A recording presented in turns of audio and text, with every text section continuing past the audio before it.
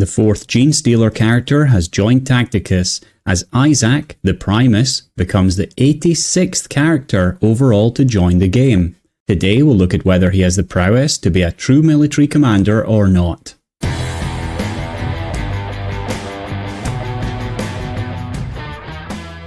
The fourth Genestealer character has arrived in Tacticus as Isaak joins us, and he is an absolutely wonderful piece of the Genestealer jigsaw, helping this faction to really come together. Isaak is a 3rd or 4th generation hybrid, and that means that he's almost human. Well, maybe apart from the 3rd arm he has, and the glorious claw. And while it's up to Zybia the Magus to corrupt and pervert a population, the Primus solely exists to lead the cult into war. Isaak emerges from hiding once the cult is ready to attack. He is the Genestealer cult's ultimate military commander, and besides being deadly combatants in his own right, his mastery of insurgent tactics transforms his followers from a rebellious mob into a lethal military machine. And so Isaak is definitely going to add a lot to the Genestealers as a faction, but let's see how good he is overall in Tacticus. As always in this series, we're going to take a look at 3 different things: how long it roughly takes to level him up to Diamond 3 when compared to other characters, his traits and general usefulness, how good he is in legendary events, and I won't be looking too much into his usefulness in guild raids or tournaments, as I leave that to our other wonderful content creators. So let's dive right in. Isaak is unlocked in the usual character release event.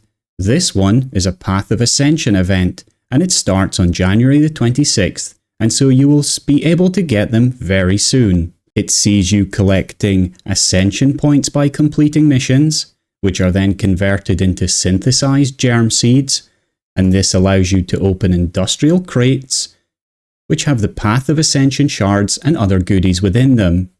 These shards can then be used to unlock and level up Isaak, and you can see the missions on screen now.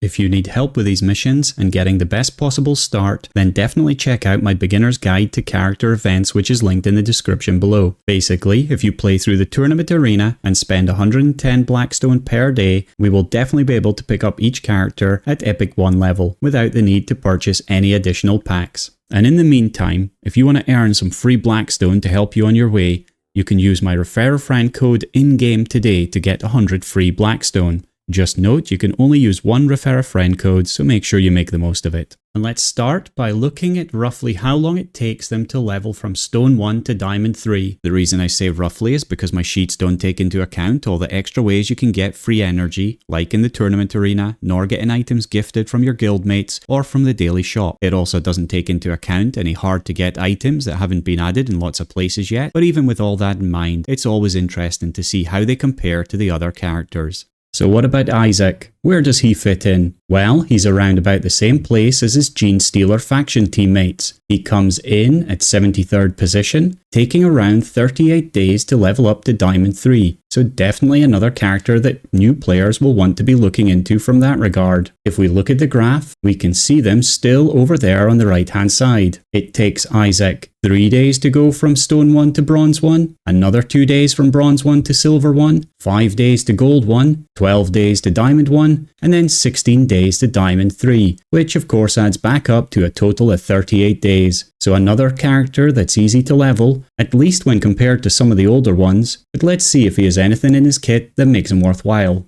We'll start with his traits. Isaak is a Xenos character. He has a Bio 3 melee attack, which has a 30% pierce ratio, and he has a 1-hit, 2-range Bio ranged attack. He only has the ambush trait, which leaves a decoy on the ground after being defeated for the first time, and if there's a decoy still on the battlefield at the start of the next round, he will be resurrected with full health, so not too many traits here to play with. Now let's take a look at the character's damage, range damage, and defense. We do this by leveling the character up to Wing to Diamond 3 with level 30 skills and no weapons or equipment. Then Castellan Creed, the character with the most average armor and traits in the game, becomes a punching bag for them to test their damage. And finally, Creed will punch them back to see their defensive skills. This is all then ranked against everyone else in the game. So let's see how they do today. Creed, are you ready for today's test? Yes, sir. Glad to see you made it back in one piece from the December deathmatch. How was it? It was really great. Everyone should go check it immediately. It's one of the best Tacticus spectacles in the last year. I couldn't agree more, Creed. So who is the 3-armed monstrosity you brought along today? Well, this is Isaak.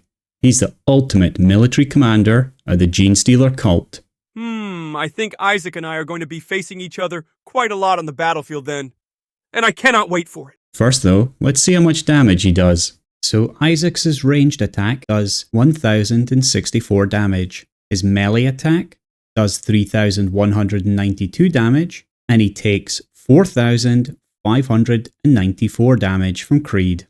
So with those scores, Isaak places at 23rd on the melee damage chart, which is pretty decent for someone with a bio attack that is 30% pierce damage. I was pleasantly surprised by this considering some of the other champions, and it does mean that he can defend himself if somebody gets on top of him. However, his ranged attack places him at 40th position, which is the 4th worst champion in the game currently with ranged attacks. So that isn't really going to do much. I guess that third arm of his doesn't really point in the right direction, does it? In terms of defense, he is in 79th place, which is really low, and means that anyone getting on top of him and being able to attack is really going to hurt him. So yeah, he'll want to be commanding the troops from the backline as much as possible. Moving on to his skills, his passive is decoys and misdirection, which is in the damage category of skills. This is a lovely skill for the Genestealer faction as a whole, and really brings some serious synergy to the battlefield, because when an enemy moves onto a friendly decoy, they take blast damage. Or, if a friendly unit resurrects or moves onto a decoy, they deal extra damage until the end of their turn, and if it's a Genestealer cult character, then the decoy moves to a free adjacent slot. And this is really awesome for the Genestealers, because that means that enemies will be a little bit more cautious to try and step on the decoys. For AI controlled characters that do prioritize the decoys, it'll mean they can't do it for free. Should this be prioritized as a skill over others? Well, if you're a newer player, I wouldn't focus on this unless you're trying to max out your Genestealer specifically. His active is Cult Demagogue, and this is in the spawning category of skills. And it's a lovely skill because it targets an enemy within 2 hexes and then places a bunch of decoys around the character and within 2 hexes. It then summons neophyte hybrids on half of those decoys, with them immediately taking a turn. So it'll really flood the battlefield with troops, and what is also essentially a little minefield on the floor. Should it be prioritized as a skill over others for new players? As with all spawning skills, I definitely think so. So what do I think about their traits and skills? Well, as a member of the Genestealer cult faction, he's an essential pickup. He absolutely turns the faction into one of the most deadly in the game, and I can't wait to try him out in Tournament Arena. How annoying are they going to be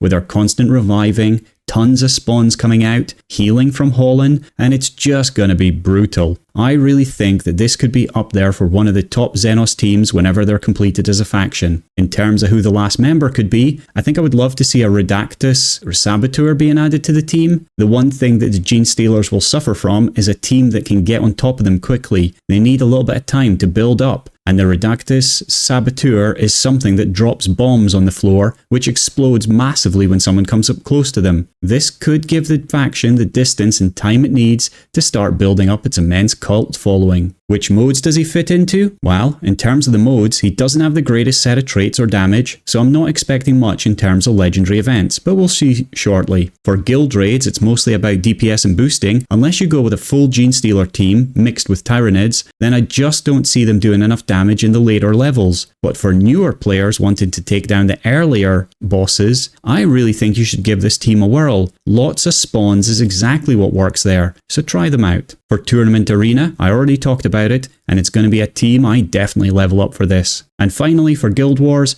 I don't think I would want to face this highly annoying Genestealer faction, and so I think it might have a definite great place there. And who does Isaak work well with? Well, he is really a jigsaw piece for the Genestealers. His skills are all about decoys, and until there are more factions using decoys, he's just going to be outclassed in any other team. So it's an easy one today. Bring all the Genestealers, throw in a Tyranid like Parasite or Mortrex or Tyrant Guard, and off you go. Overall though, this is another great release, and we're starting the year amazingly well. I really think Genestealer Cult might be the first faction that I push to D3 across the board. I love their mix of tactics that you have to bring to the battlefield to keep them alive, and it's not an easy team to play, but I think if you get them highly leveled and you're an experienced player, you're really going to punish others with them.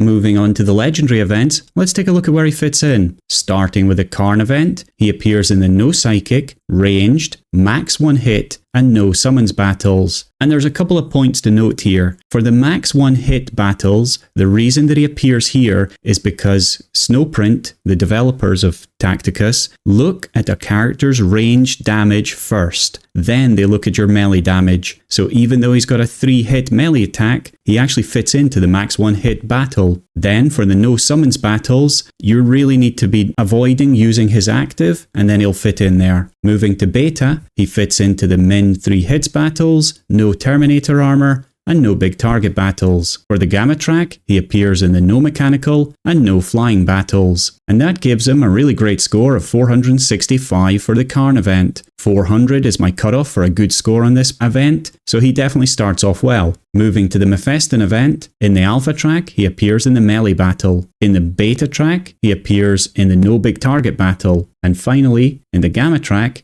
he doesn't appear because there's no Xenos and no Chaos allowed. This gives him a terrible score of 90, and that's really low, the average being around 233. In the Pattermine event, in the Alpha track, he appears in the melee battle and max 4 hits battles. In the Beta track, he appears in the no summons, max 2 hits, and melee battles. And finally, in the Gamma track, he appears in the no Overwatch and no Final Vengeance battles, and that gives him a respectable score of 350. That's well above the average for this event, which is 274. And so all of this puts him in a surprising 23rd position for scoring of legendary events. Now, this is a little warped because he's one of the lowest scoring champs in the Mephiston event, and the Karn event will be leaving us soon. So I think this character is going to have some use in some events, but not a use in all events. Let's see how the new events that hit us later this year change this position. So what do you think of Isaak? Is Isaak going to be your ultimate military commander, dropping decoy and misdirection all around? Or will he be joining your other ignored collection of Imperials sitting at Stone 1? You can check him out right now in the latest version of the Google Planner Sheets linked below.